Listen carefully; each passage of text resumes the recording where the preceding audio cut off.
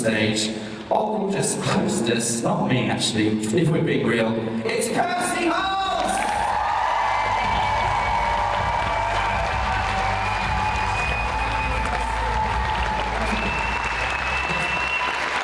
Yes. So, I'm for a bit.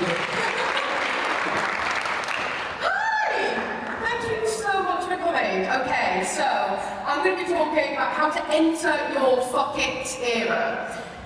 It was the 20th of June 2006 and it was my 18th birthday.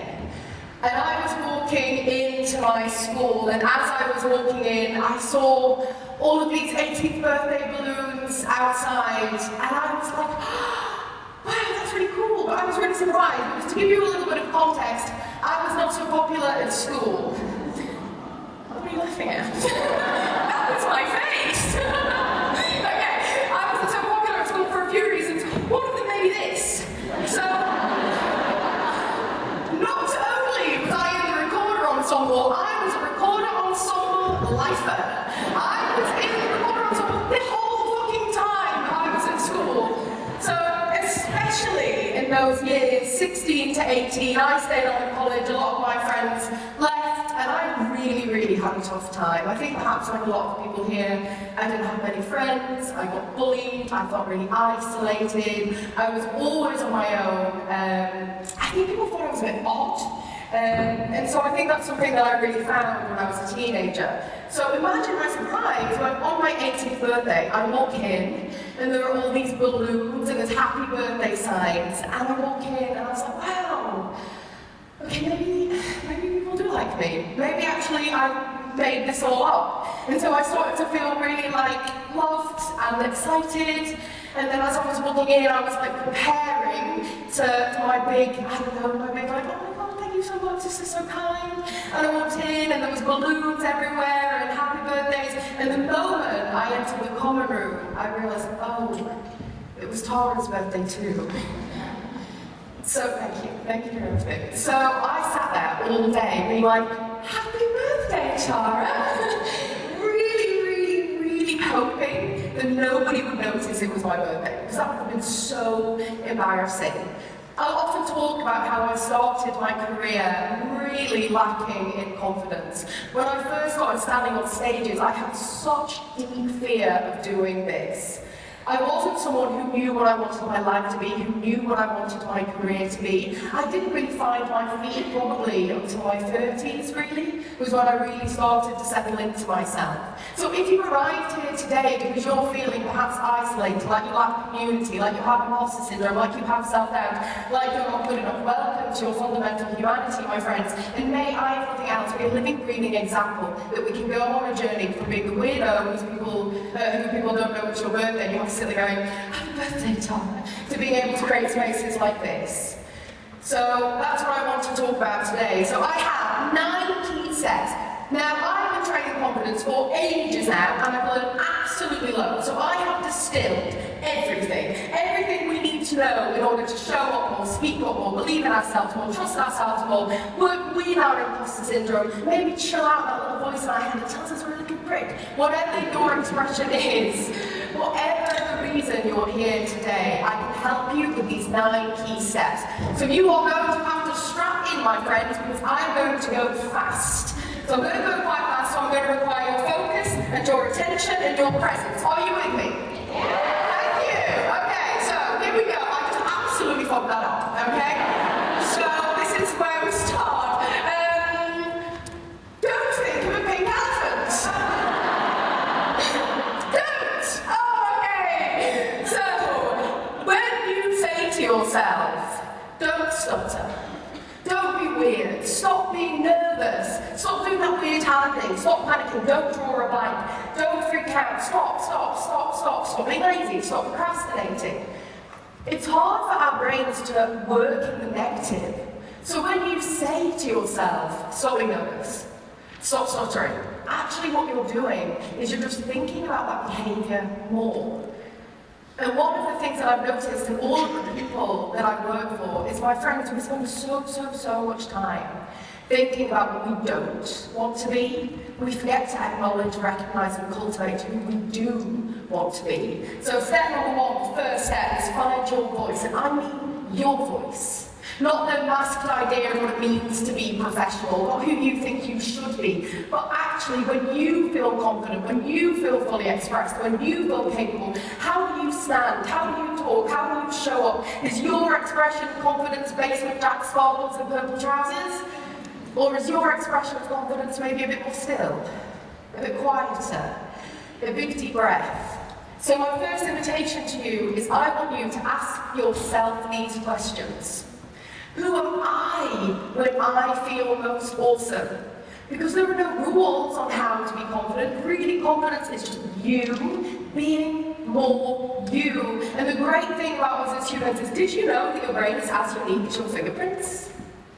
There is nobody throughout all of human history that talks like you, sounds like you, kisses like you, dances like you, makes lasagna like you. You are totally fundamentally unique. So I have some bad news for you. And the bad news is that you have value. You just do, sorry. You just do have value.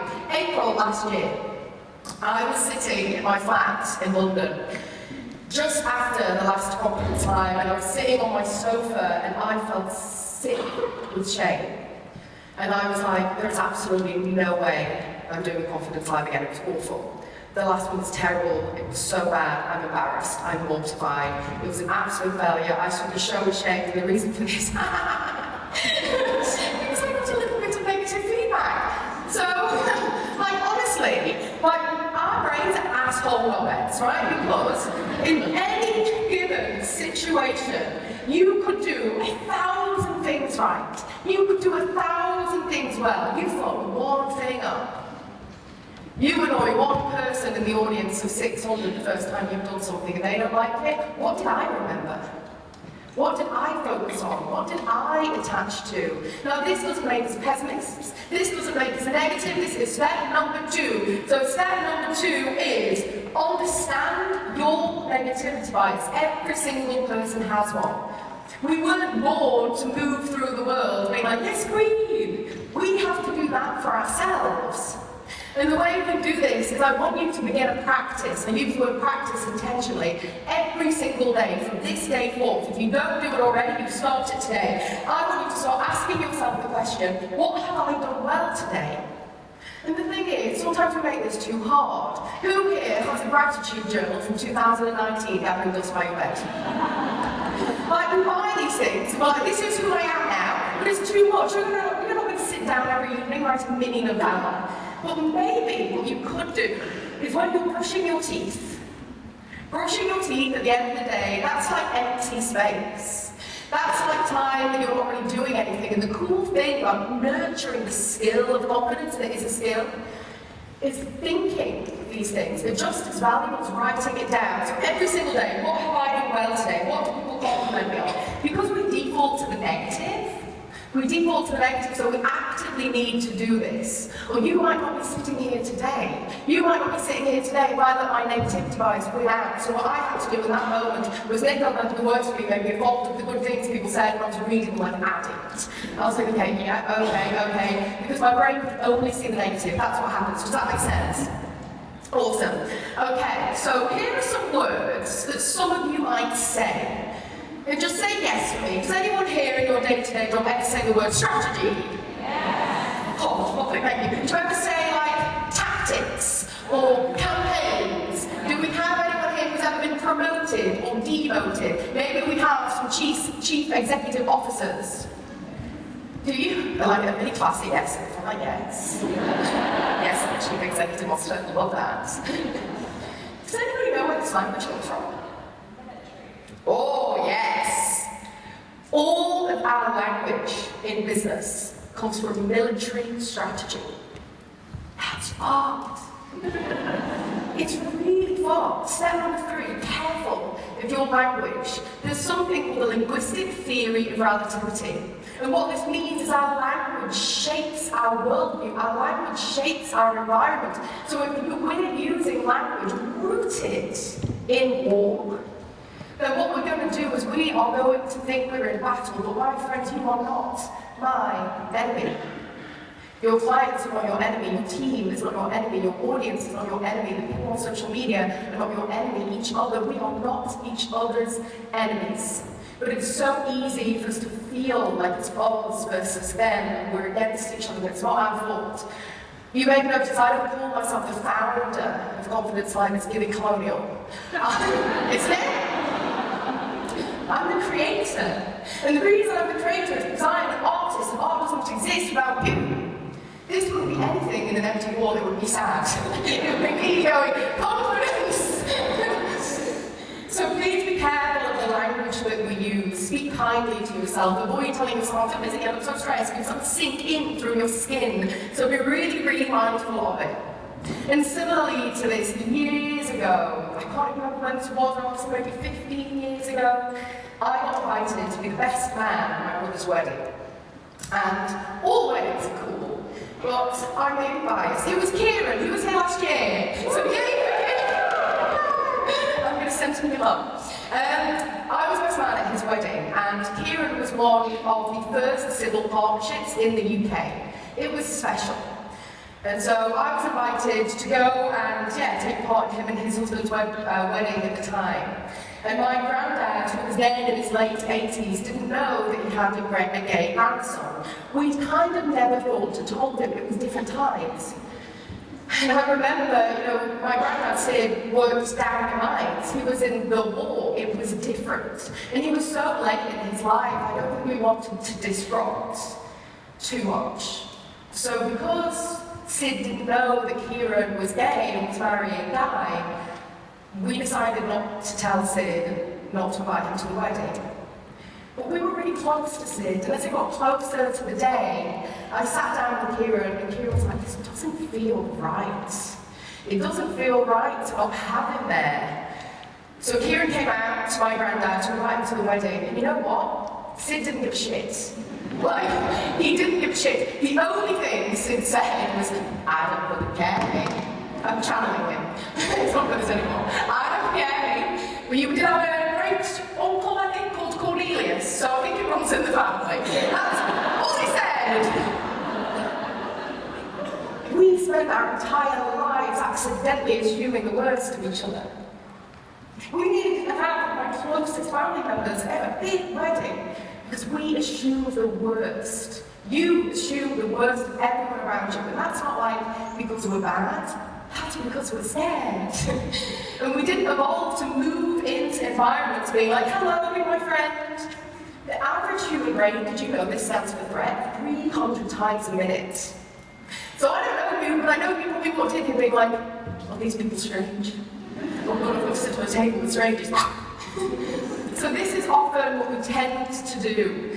And maybe you did walk in here today thinking about that. One of the most joyous things about Confidence Live, we were thinking about where to have a venue this year because we can sell more tickets, we can get more people in, but a big venue loses the tables, and I think it's the community that we want. And so please do remember that. It's also really important to remember that the more we judge others, the more we judge ourselves. When we move through the world assuming that people are scrutinising us, thinking negatively of us, obviously we're going to create that world. But you know who's a really nice person? Most people. Most people are actually kind. Now, I genuinely, truthfully meet thousands of people all the time in my line of work, and I'm not exaggerating when I say I genuinely yet to meet one full-on arsehole. I actually haven't. I've met people who are scared, I've met people who are stressed, I've met people who are overwhelmed, I've met people who are panicked, that have too much on, that haven't learned how to love themselves. I've never met a full-on dick.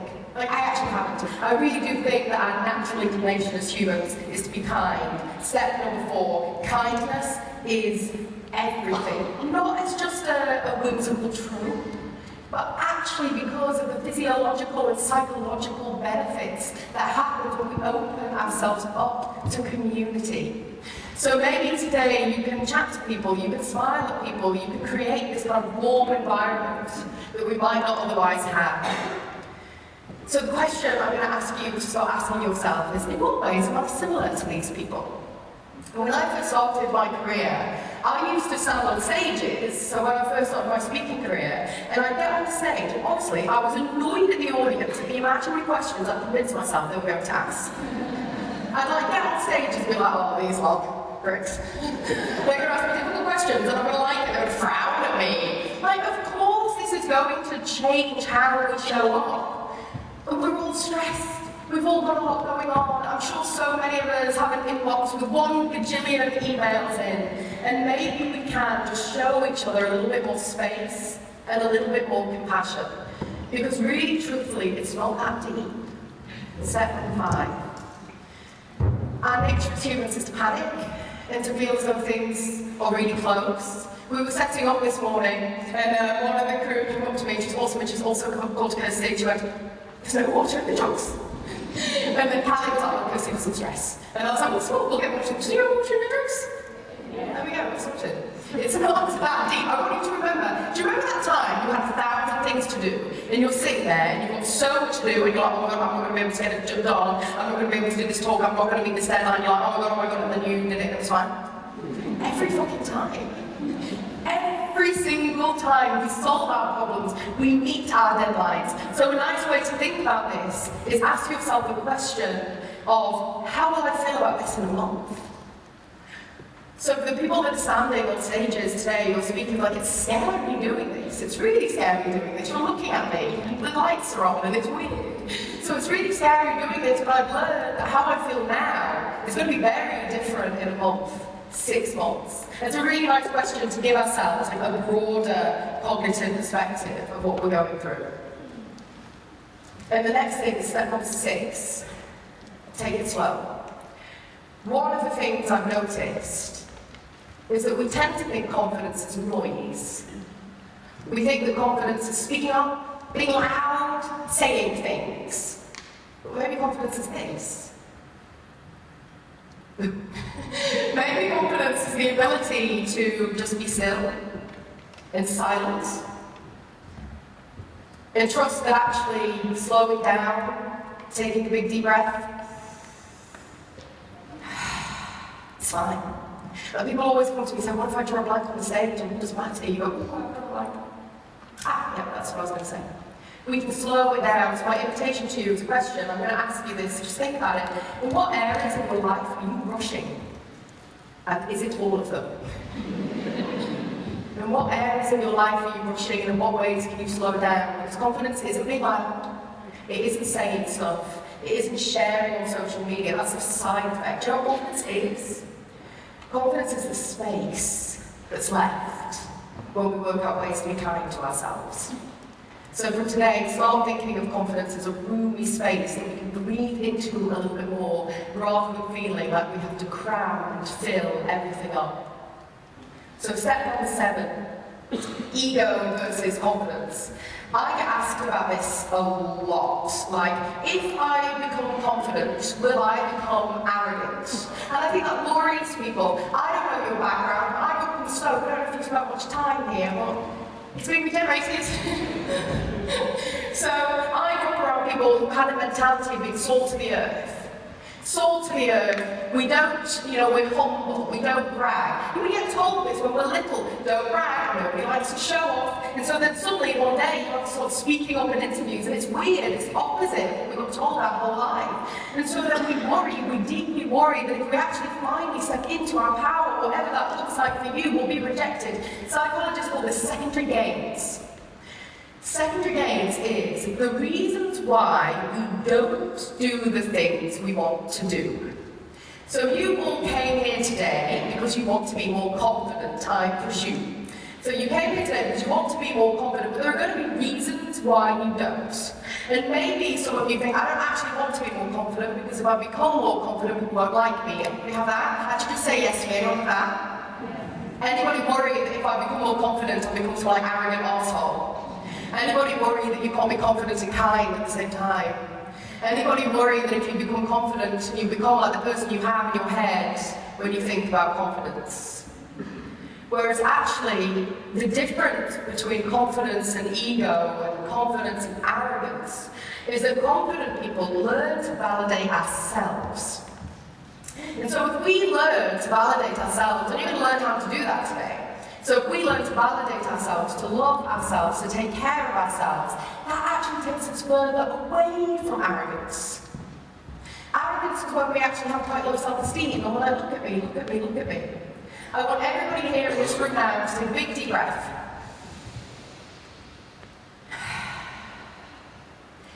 Did you taking a big deep breath stop the person next to you from taking a big deep breath?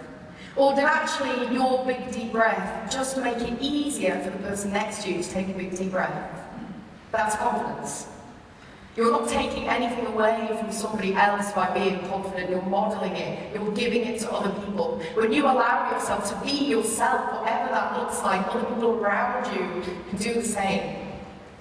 As animals, when we are animals, we do something called co-regulation. We are interdependent. If I am stressed, you are stressed. If I am calm, you are calm. If I was up here nervous, breathing like this, going like this, it would make you feel uncomfortable.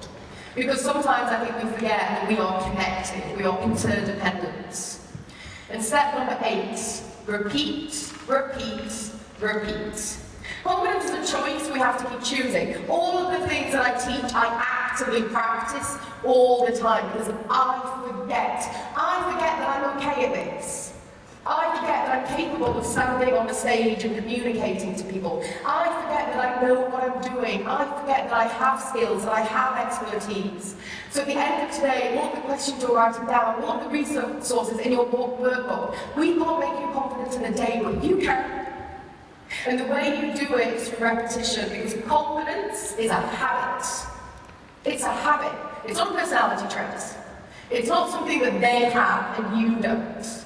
It's just a habit. And like anything else, does anybody want to shout out how we form habits? Repetition, yes. Repetition, repetition, repetition. So these questions, these things we're going to give you, the inspiration and the guidance that the speakers are going to give you today, keep going back to it. And step number 9 is acceptance. You can't beat yourself up to doing a better job. You can't fix self-doubt with self-doubt. So you tries to do that. Well, I'm really scared. Why are you scared?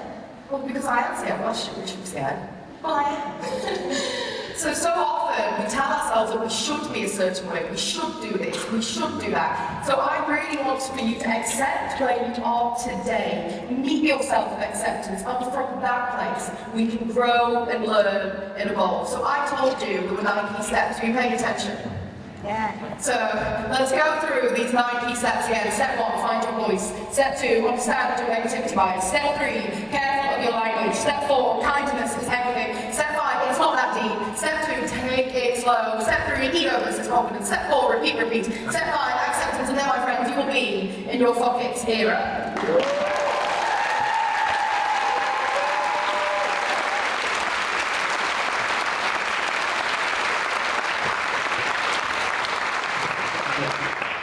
I'm too proud of that.